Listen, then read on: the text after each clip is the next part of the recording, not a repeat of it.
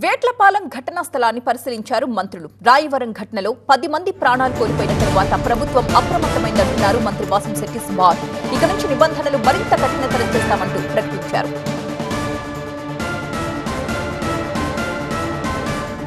వాసంశెట్టి వ్యాఖ్యల పూర్తి సారాంశం మా చీఫ్ రిపోర్టర్ సత్య అందిస్తారు.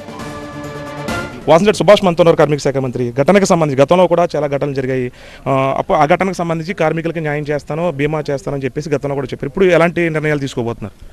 ఆల్రెడీ రాయవరంలో ఇన్సిడెంట్ జరిగింది. మొన్న ఈ మధ్య రాయవరంలో ఇన్సిడెంట్స్ జరగడం జరిగింది. దాంట్లో 10 మంది చనిపోయారు. చనిపోయిన తర్వాత ఈ యొక్క పర్మిషన్స్ ఎన్ఓసీస్ కూడా క్లిష్టతరం చేయడం జరిగింది. అయితే 4 రూల్స్ ఫ్రేమ్ చేయడం జరిగింది. ప్రతి 3 నెలలకి ఒక కమిటీ వేసి సదరు తహసీల్దార్ గారు కానీ, ఎస్ఐ గారిని కానీ, లేబర్ ఆఫీసర్ని కానీ, ఫైర్ డిస్ట్రిక్ట్ ఆఫీసర్ని కానీ వీళ్ళందరినీ కూడా దీంట్లో పెట్టి కమిటీ 3 మంత్స్కి ఒకసారి ఇన్స్పెక్షన్ చేయమని చెప్పడం ఆదేశాలు జారీ చేయడం జరిగింది. అదేవిధంగా 15 కేజీలు మించి ఫైర్ ఎక్స్ప్లోజర్ ఏది ఉంచకూడదు, 15 కేజీలు మించి అని కూడా చెప్పడం జరిగింది. అయితే ఇక్కడ ఆర్డర్స్ని బట్టి అన్నధికారికంగా వాళ్ళు ఏం చేస్తారంటే అన్అఫీషియల్గా ఇక్కడ జనాన్ని తీసుకుని వచ్చి వాళ్ళ ఆర్డర్ని ఫుల్ఫిల్ చేయడానికి ఎంప్లాయీస్ని కూడా తీసుకుని వచ్చి రూల్స్ వైలేట్ చేస్తూ ఉన్నారు. ఆ రూల్స్ వైలేట్ అయిపోయిన నెపంలో ఈ కార్మికులు బలవుతూ ఉన్నారు. ఎప్పటికప్పుడు ఇన్స్పెక్షన్ జరుగుతున్నా ఇక్కడ రూల్ ప్రకారమే ఎన్ఓసీలన్నీ తీసుకోవడం జరిగింది. అయితే అక్కడ ఏదైతే లేబర్ ఉన్నారో అన్నేమ్డ్, మొన్న రూల్స్ పెట్టినప్పుడు అన్నేమ్డ్గా వాళ్ళకి ఇన్సూరెన్స్ చేయాలని చెప్పి పెట్టడం జరిగింది. సో ఇవన్నీ దాటుకుని వచ్చినా సరే వీళ్ళు అన్అఫీషియల్గా 15 కేజీలు అంటే ప్రత్యేకంగా ఈ లేబర్కి సంబంధించి చాలా మంది, వందలాది మంది పనిచేస్తున్నారు. అంటే గోదావరి జిల్లాలోనే బాణసంచా కేంద్రాలు అధికంగా ఉన్నాయి. ఇక్కడ నుంచి ఎక్స్పోర్ట్ కూడా అవుతూ ఉన్నాయి. అంటే ప్రత్యేకంగా అంటే ఒక చట్టాన్ని కానీ లేదంటే దీన్ని పరిధిలోకి తీసుకెళ్లి చంద్రబాబు మొన్నసారి పెట్టిన ఫ్రేమ్ చేసిన రాయవరం తర్వాత ఫ్రేమ్ చేసిన రూల్స్ కఠినతరంగా చేయడం జరిగింది.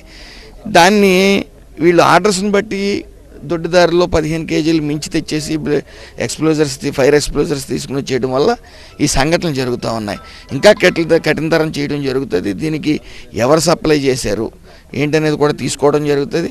ఏదేమైనప్పటికీ 8 మంది పనిచేసేటువంటి ఇక్కడ 50 మంది పనిచేయడం మీద ఎంక్వైరీ జరగాలనేది డిప్యూటీ సీఎం ట్వీట్ కూడా చేశారు. ఇది రెక్కాడితే డొక్కాడిన బతుకులు ఇక్కడ ఎక్కువ ఉంటాయి కాబట్టి వాళ్ళు ఏదో ఆశ, వాళ్ళు స్కిల్డ్ కూడా కాదు. ఇందులో స్కిల్డ్ కాకపోవటం వల్ల కూడా ఈ ఇన్సిడెంట్స్ జరుగుతూ ఉంటాయి.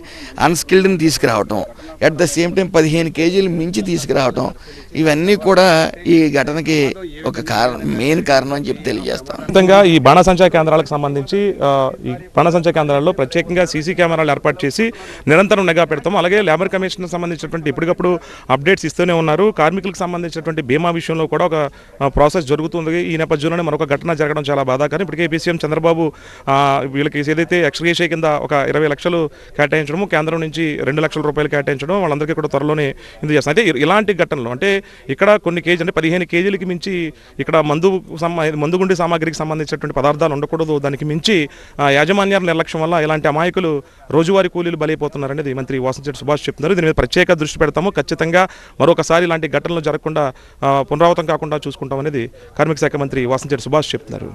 కనపర్సన్ రసూల్తో కలిసి సత్య టీవీ 9 ఘటనా స్థలం నుంచి.